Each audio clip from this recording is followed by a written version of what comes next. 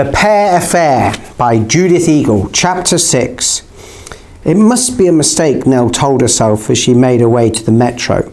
Pear couldn't have made up all those stories about Crown Couture. In her lessons, she had described Monsieur Crown perfectly, a pompous, eccentric man who insisted on silence. But there had also been humour in her description, and she had written about the whispering, the stifled giggles shared with the friends she had made in the atelier. Some friends. There was only one thing to do. She would go to Belleville, to Pear's apartment, and Pear would be there with the cat. They would drink tea together and laugh at the misunderstanding. Everything would be all right. In Belleville, the breezy, bright blue day had disappeared. Now the sky was dirty white and specks of rain nipped the air. It didn't seem like summer anymore. Nell pulled the sleeves of her sweatshirt down over her knuckles and shivered. This neighbourhood was nothing like the grand Paris she had just left. Gone were the wide boulevards and leafy squares. Here the streets twisted and turned, the higgledy-piggledy buildings jostling together, cramped for space. Nothing was level, with passages and stairways swooping up and down. Everything was cobbles and steps. Nell turned into the quieter Rue Julien-Lacroix, and then into the passage Julien-Lacroix, which veered steeply uphill. She heard them before she saw them, chattering like a flock of sparrows, children, masses of them, crouching at the foot of the steps, poking sticks into a drain, hanging from the railings, racing across the street and back again. Nell stopped and stared. It was a far cry from the sedate behaviour expected of the girls at summer's end. "Want to play?" asked a boy who was sitting on the railings, nonchalantly swinging both legs.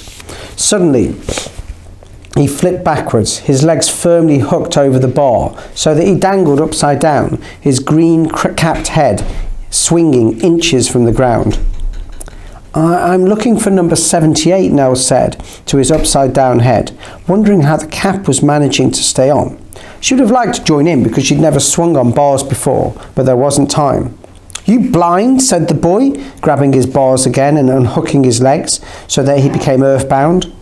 His face, flushed from his exertions, contrasted sharply with his grubby white hands. He nodded to a narrow door behind Nell, squashed between a boulangerie and a salon de coiffeur, both shut. Above it, almost faded away, was the ghost of a door number, 78. "You can try ringing the bell, but no one will answer," said the boy confidently, sauntering over to Nell and adjusting his green cap to a more rakish angle. "They closed it down," he said, indicating the boulangerie, "'cause of the thing. And the hairdressers isn't open on Wednesdays. They're the only ones who've got keys." Nell had the impression he was rather enjoying being the bearer of disappointing news. "Thanks," said Nell, ringing the bell on the shabby door anyway. Just as the green cap had predicted, no one came. She rang again, her heart dipping down and down. "Who are you looking for anyway?" asked the boy. A few of the other children had stopped what they were doing and drifted over to see what was going on. There was no harm in telling him. He might be able to help. "My friend Perrine," said Nell. She stepped back so she could look up at the building. Right at the top was a tiny casement window tucked into the eaves. "That's where she lives." Nell craned her neck for any signs of life, but it was too high up to see. Panic fluttered in her chest. A vision of Pear flashed in front of her, her golden hair spread out in a pillow, pale and listless, unable to move. "What if she's ill or in bed or dying or something and she can't come down or let me in? I've got to get there." She appealed to the boy, who stared at her like she had just escaped from a lunatic asylum. "Have blonde hair, did she? Curly? And a black cat?" "Yes," cried Nell. "You know her?" Relief flooded every inch of her body all the way down to her toes. "Knew her?" corrected the boy. "Not anymore. She's gone." "What do you mean gone? Gone where?" The relief flew away as quickly as it had come. "Dunno, it was ages ago. Do you want to see her apartment?" Nell nodded. All of a sudden she was at a loss for words. "We normally use the entrance over the way," the boy gestured vaguely, "but it'll be quicker if we go round the side. Can you climb?" His look suggested he didn't believe she could. Nell pointed to the tear in her jeans. "Course I can. How do you think I got that? Climbing over something really tall, spiky gates at home. That's how." She followed the boy round a corner to an alleyway. It smelt of old cabbage and was crammed with tall bins, one of which the boy clambered on, gesturing at Nell to follow. Thing! Thing! Shouted one of the small onlookers. Watch it, Emil, or you'll catch the lurgy. Shut up, Emil said. Standing on tiptoe, he grasped the top of the wall and pulled himself up and over. He made it look easy. Nell's fingers scraped on the rough stone and her arms ached when she hoisted herself up, but she gritted her teeth and used every last ounce of strength. She did it, slithering painfully over the top of the wall and dropping down to the other side. It was a shabby, dirty place, a courtyard enclosed by crumbling walls. Rusty shutters framed dark windows. A line of washing hung damply on one side. Will we catch the lurgy? Nell asked. She remembered seeing the news on the television last night, something about germs contaminating the city's bread supplies. Don't listen to that rubbish, said Emil. My sister told me the thing only wants bread, not humans. Look, you can get to the stairway through here. He pointed towards a gloomy-looking entrance. I'll come with you if you want. Thanks, she said, because the hallway looked dark and decrepit, and suddenly she didn't want to be alone. Emil fumbled for a light switch. It's conked out, he muttered. So they mounted the tree stairs in the half-light, wounding round and round, past the first floor, second floor, third floor. In the distance she could hear a baby crying, the clatter of pans, a shouted exchange. The door to Pear's apartment was right at the top. Pear, she called tentatively. I told you she's not here anymore, reminded Emil. But it's not locked. Go in and have a look around. Holding her breath, Nell pushed the door open and stepped inside. Immediately she felt a ripple of relief.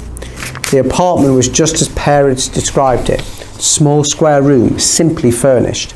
There was a narrow bed with the patchwork quilt, each square a different colour. There were lemon-coloured curtains at the windows, the ones that gently ruffled in the breeze. In the corner was the dresser, and next to it the sink in the age-spotted mirror. A small stove sat in the corner, and on the folding table next to it a single bowl.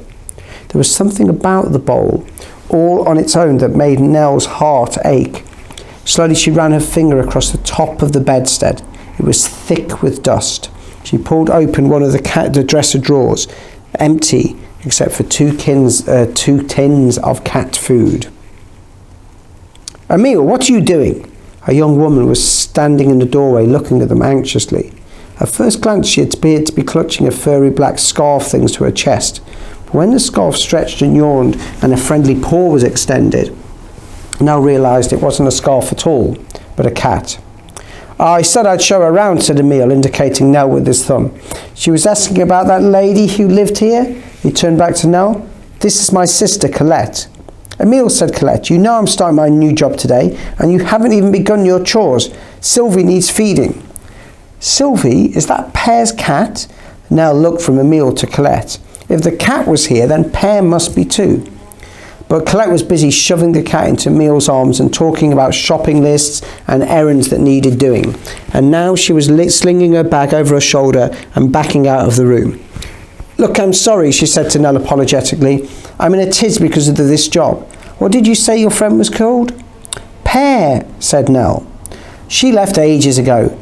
Asked me to take care of the cat and I said yes. Emil, wish me luck. Do you really think my shorthand is up to it? Colette's got a job at Le Monde, the newspaper, said Emil with a note of pride in his voice. She's going to be a famous journalist. I'm not, said Colette. I'm going to be the editor's secretary. Now I promise you won't forget that shopping, Emil. Nell's heart lurched. She couldn't let her go. Please, where's Pear gone? You must know more than that. A frown puckered Colette's forehead. I really don't know your friend. She said she'd lost her job and wouldn't be able to pay rent anymore. It all happened very quickly. Now I must go. How long ago was that? Nell asked Emil as Colette clattered away down the stairs. She tried to keep her voice level and calm, but inside her mind was racing. Lost her job? Why hadn't the people at Crown Couture said anything? At least 6 months, said Emil. 6 months? It had been 6 months since the letters had stopped. When will your sister be back? Tonight, I expect, said Emil, but she doesn't know any more than she told you. We hardly saw your friend. She worked all hours. The first time Colette spoke to her was about the cat when she was leaving. Nell moved towards Emil, but he took a step back and held on to Sylvie tight. You needn't worry, he said. I'll take care of her. I'm good with cats. Emile, a faint voice floated up the stairs. Monsieur's coming. Quick, we've got to go. It's the caretaker, said Emile. It wasn't until Nell was at the door, turning to take a final glance at the room, that she noticed one of the patchwork pieces on the quilt had come loose. Or no, it looked like it hadn't been stitched on in the first place. Crossing back into the room, she plucked it up. It was light as air, a drift of pale green, fluttering in the palm of her hand, exquisitely embroidered with tiny blue birds and pink cherry blossom. Come on, do you want to get caught? Shouted Emile from the stairway.